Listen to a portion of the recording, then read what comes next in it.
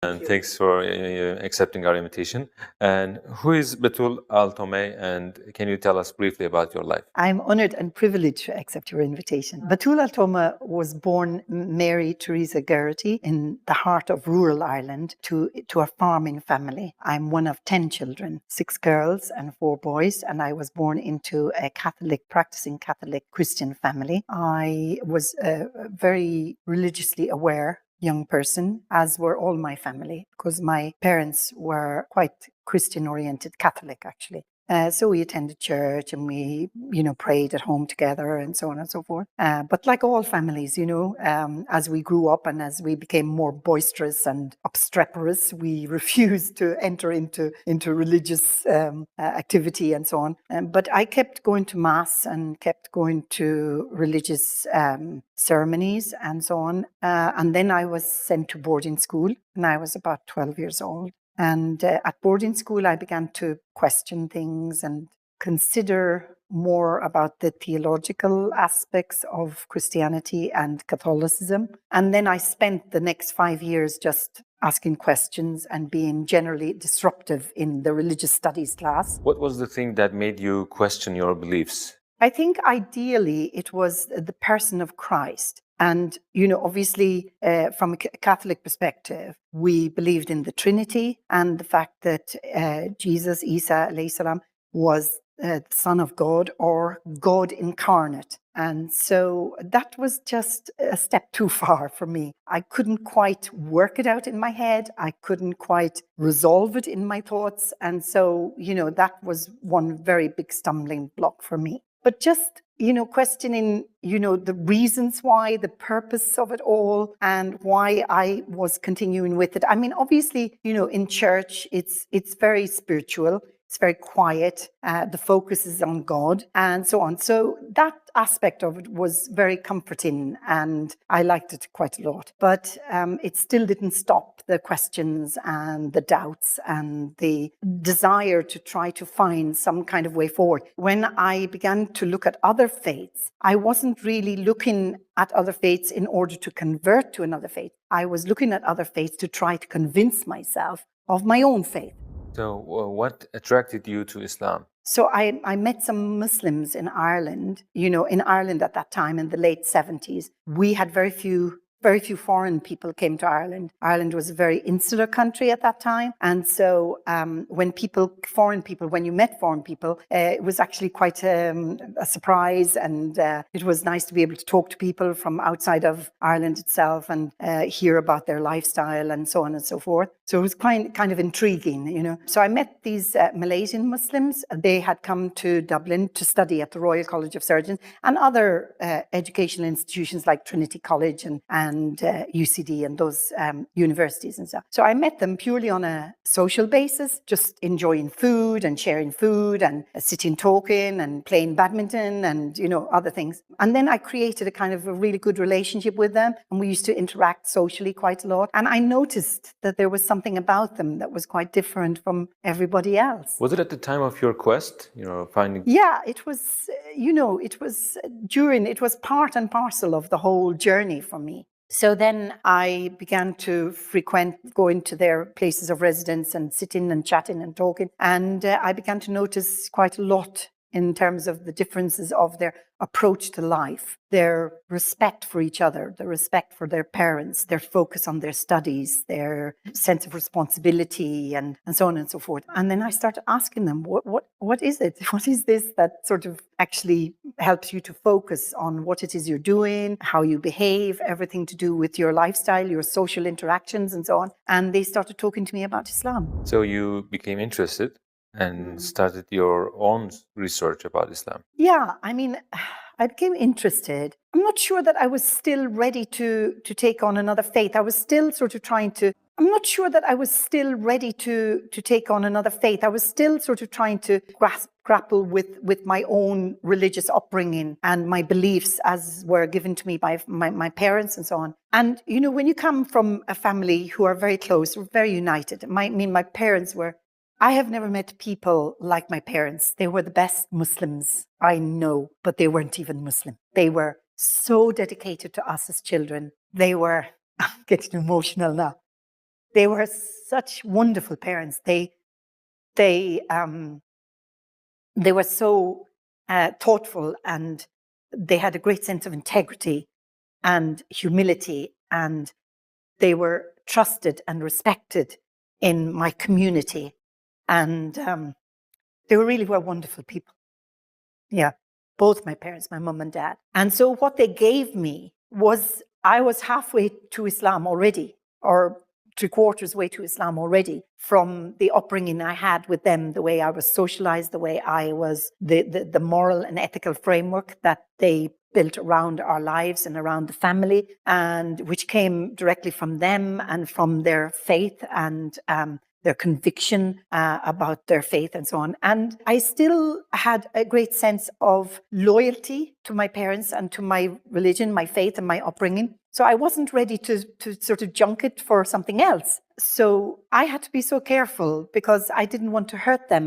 But actually, in the end, I did end up hurting them deeply. And that is something that I have to live with all my life. Even now, I live with the hurt that I caused them, even though they're both dead now. I can't say that I ever really brought the subject up with my parents in the sense that I discussed Islam with them, but I did try to discuss religion with them. And I had a feeling that they knew there was something going on, but I couldn't come out right and say it because I knew that they would be so devastated and they would be so hurt. And obviously, because they lived on a farm and we all lived on a farm, we lived a very sheltered kind of life. So they didn't know anything about Islam. I mean, I didn't know anything about Islam until I met those Muslims. I had no idea it existed. We were all kind of living in this cocoon of tranquility and safety and so on. But so I continued to learn about Islam and discuss it. And, I started going to the mosque and I started going to the study circle or the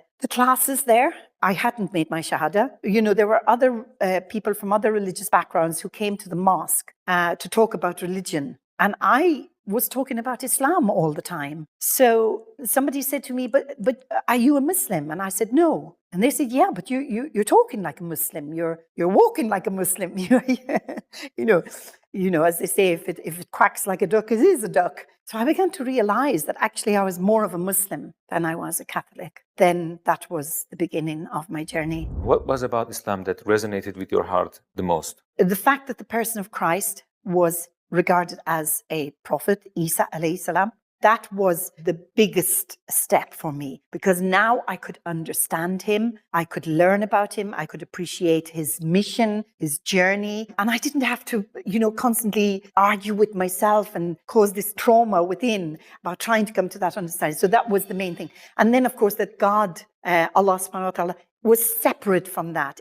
I could focus my whole spiritual being on love of God and learning about God and understanding God and the creation and his stewardship over us and his continuous blessings and rejuvenation of life after death and so on and so forth. And I could appreciate, understand and respect Isa alayhi salam as his servant and messenger. Can you tell us about your final steps into Islam? It was very smooth, really. I mean, I didn't convert to Islam for maybe about 3 years because I wanted to be very sure of what I was doing. And of course, before you make your conversion to Islam, you really spend every night and day discussing, reading books, talking to people, having debates about things. And actually, a lot of that is good, but sometimes you hear some real rubbish from people, So there were lots of things. So there were good conversations and there were conversations that were probably better had not been had. And then eventually, because people regarded me as a Muslim, I was fasting, I was praying, I was everything, but I just needed to do that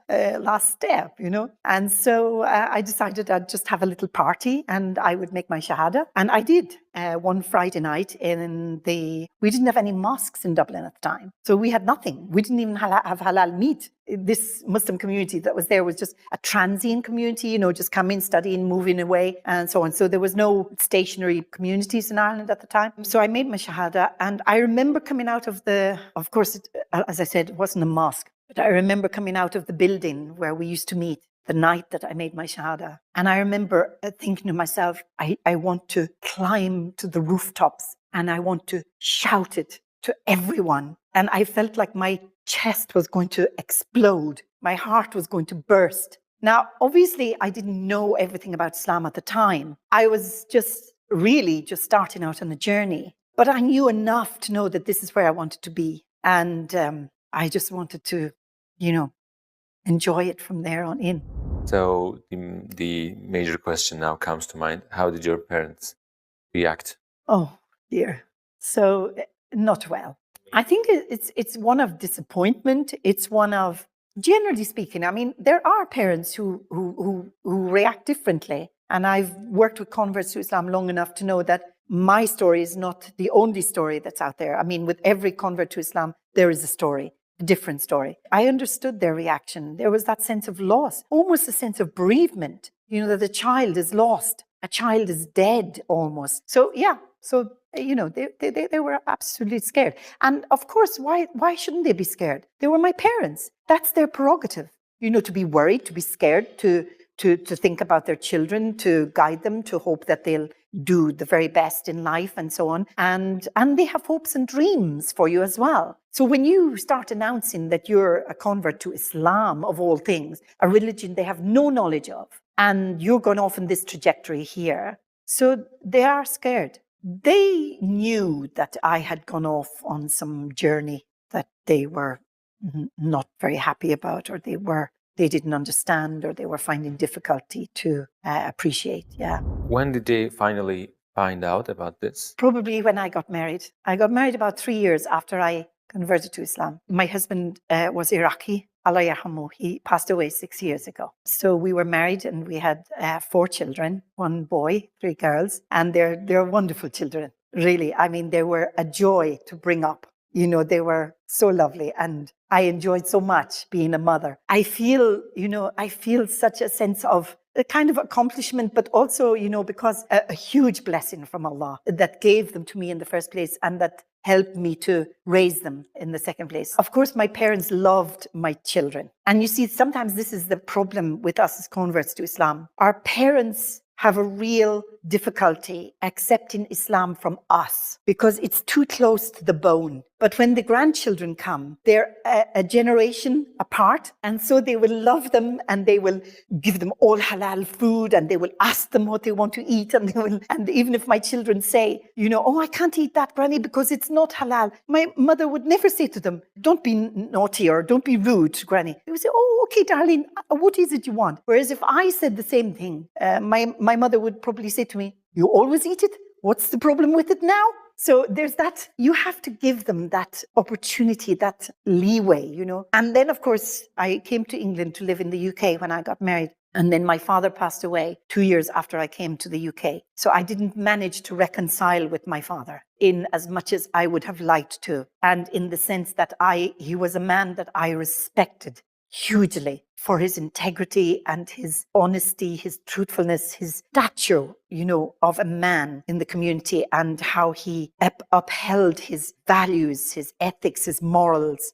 So I really felt so sad that I didn't get the opportunity to reconcile with him. But I often dreamed about him after he passed away. And I dreamed about him sitting reading the Quran with my husband. And at one time after I'd had my son, I had lost some babies in the early stage of their gestation. And then I was expecting another baby and I was really scared that I might lose it again. And I had a big dream from my father. And I dreamt that he came and he put his hand on my shoulder and he said, don't worry, it's going to be okay this time. And I told my mother, because my mother wanted me to travel to Ireland to see her. And I had told her that I was expecting a baby. And she said, no, please don't come, because I don't want to be responsible for you losing this child as well. And I said to her, it's okay, Mum, I'm coming. And she said, no, please, I don't want to, scares me that you might lose the baby. And I said, no, I know that everything's going to be okay this time, because I'd had the dream. And I said to her, I'll talk to you about it when I come home. And so I went home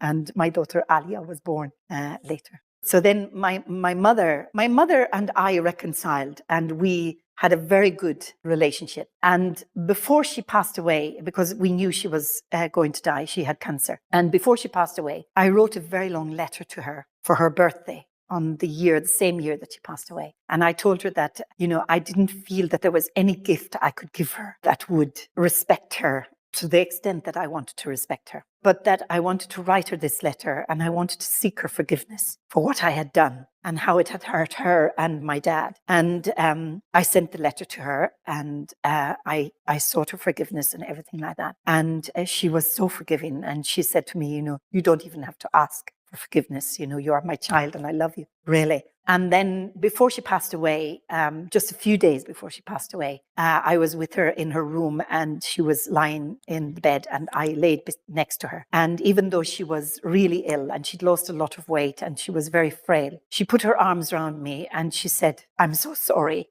for what we did to you when you converted to Islam." And I said, Mum, I could have done it differently. I could have been better. But she said, "I'm so sorry. And, I do, apologize for what we did to you." And she said, "I'm so proud of you for who you are and for your children and how you're bringing them up and everything." Was there an extraordinary event that you experienced that you felt really close to Allah? You Yes. felt your special connection to Allah. Yes. Was it a particular event? And when was it? It was the first time I went on Hajj or on Umrah. I went on my first Umrah in 1995, and then I went in 97 and 99, and I took converts to Islam with me. And it was like finding home.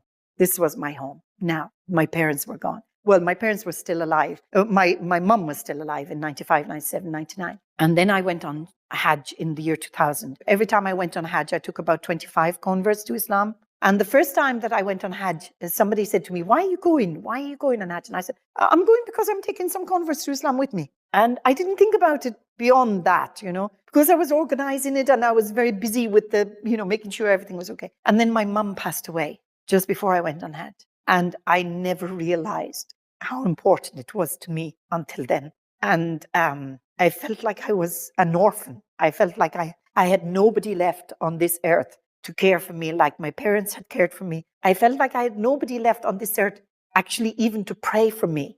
And that was a very sobering thought. And I performed the Hajj. And the Hajj that became one of organization and planning and everything became a Hajj of need and necessity. It was a kind of a journey for me of empathy and trying to bring comfort to my heart because of the loss of my mom. And I've gone on Hajj every year since then. And what impressed you the most about our Prophet ﷺ? Oh my God, really? I can't tell you. Really, subhanAllah. I love him so much. I can't tell you how much. Really, I look forward every time we would go on Hajj to go into the Rauda, to go into his grave, to greeting him, to taking everybody else's greeting with me. SubhanAllah, what is there to say? I mean, he really is the greatest of beings and the noblest of beings, most blessed of beings, the Habib Allah, Rasulullah, sallallahu alayhi wasallam. I mean, what can I say? We don't hear enough stories about the Prophet sallallahu alaihi wasallam, and the little stories like he did and he said, and like the woman who used to sweep the mosque, and then suddenly she was gone. And he said, "Oh, where's this woman?" And they said, "Oh, Rasulullah, so she passed away." And he said, "What?" He said, "No one told me she passed away. Why didn't someone tell me?" And he said, "Oh, but she was just the one who swept the mosque, and we didn't realize it." So he went to her grave and he stood and he prayed for her. And he said to her, "If I had known, I would have led your janazah. I would have led the salah. I would have walked with your burial and I would have stood by while you were being buried." And then a few nights later, he had a dream about her. And he dreamt that she was in Jannat al-Firdaus and she was sweeping in Jannat al-Firdaus. And he went and he told the Sahaba, he said, Allah has been so pleased with her here on this earth that she was sweeping and looking after the masjid, that he has given her the same duty in Jannat al-Firdaus. If you had a chance to speak to all the non-Muslims in the world, what would you like to say to them? You're missing a trick. You're missing something so amazing. Just give it a go. Just come in, welcome. Come as you are to Islam as it is. You don't need to do anything. If you are drinking alcohol, fine, come in, enjoy, listen, sit, hear what it has to say. And then if you don't like, fine, go upon your way. But I know that if you come in and you hear and you open your heart and you listen, you may go, but you'll come back. You may go, but you won't go far. Yeah, you will come back, inshallah.